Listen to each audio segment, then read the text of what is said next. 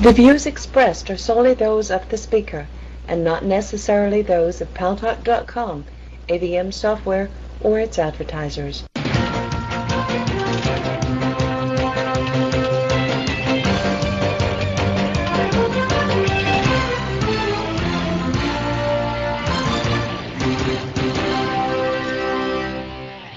News Talk is online. News Talk Online is a production of Paltalk.com, the largest multimedia interactive program on the internet with more than 4 million unique users.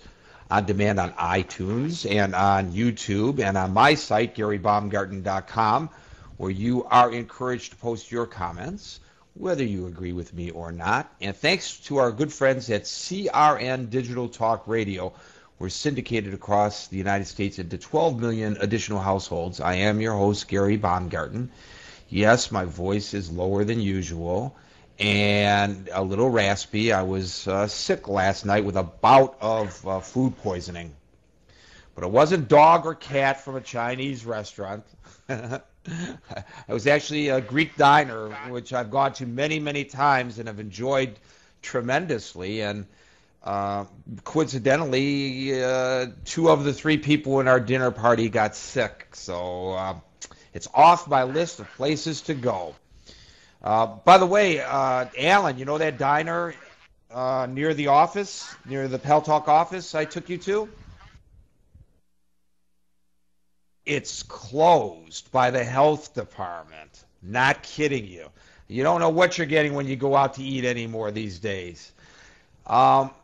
In China, the Olympics are going to be held next month, and the Chinese government, when pitching Beijing as the host city for the Olympics, promised that they would be held there in the tradition of the kind of brotherhood that the Olympics stand for, that there would not be repression, that there would be a degree of openness, that the news media would have free access to the people of China. None of that has proven true. Unfortunately, religious freedoms have been stifled in China for the Olympics as well. You know, it's hard to believe that this is the same communist China that was such a menace, considered such a menace by the West for so many years. They've opened things up. They're great trading partners with the West. They've industrialized. They've started buying, well, heck, they're actually Starbucks, I believe, in China now. So there you know how international, how the multinational businesses have gotten a foot into China. But while it appears with all the glitz and the hotels and the big cities and all that, that it is a modern society, and one would think that it would have the kind of freedoms that people living in the West are so familiar with, that's not the case. Open Doors is an organization that fights the persecution of Christians around the world. Our good friend Carl Moeller, who is the president and CEO of Open Doors, has been a guest several times on News Talk Online, and we've talked about persecution of Christians elsewhere in the world. And if you wish, we can expand some of our discourse today about that in general when you talk to Carl. But I wanted to specifically talk about the situation in China. And you know, the way to really do it is not to throw numbers at you, not to talk in generalities, but to grab a face that you can look at and say, here's a real human being. Here's a guy who has been imprisoned just because he is a Christian, as an example of what's going on in China. And that's exactly what Open Doors has done. They have launched an email advocacy campaign on behalf of a guy. His name is Shi Wei Han.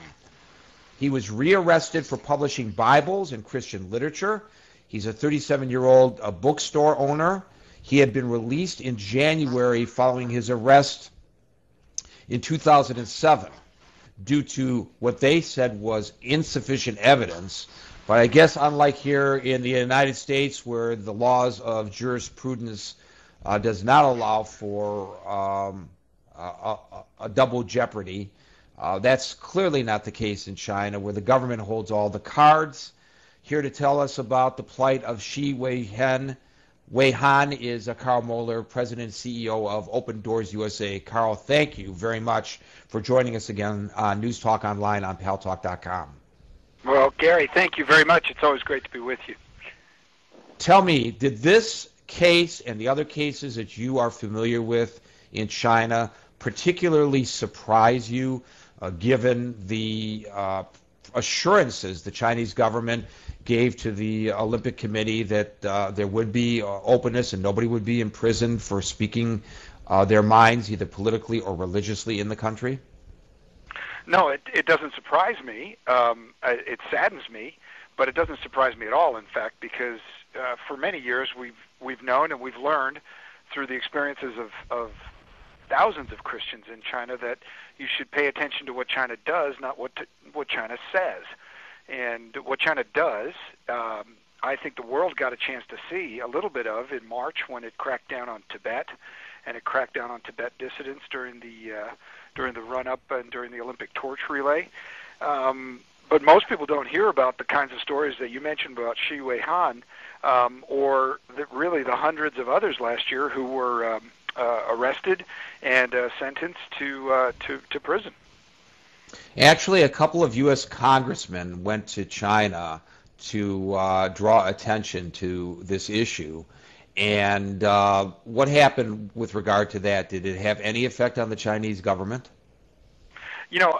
I do think, and again, we have to be really clear. Whatever you say about China is true somewhere in China, and there were certainly places and many opportunities for politicians in the U.S. and business people in the U.S. to see where China is opening and modernizing and becoming more accustomed to Western ideas.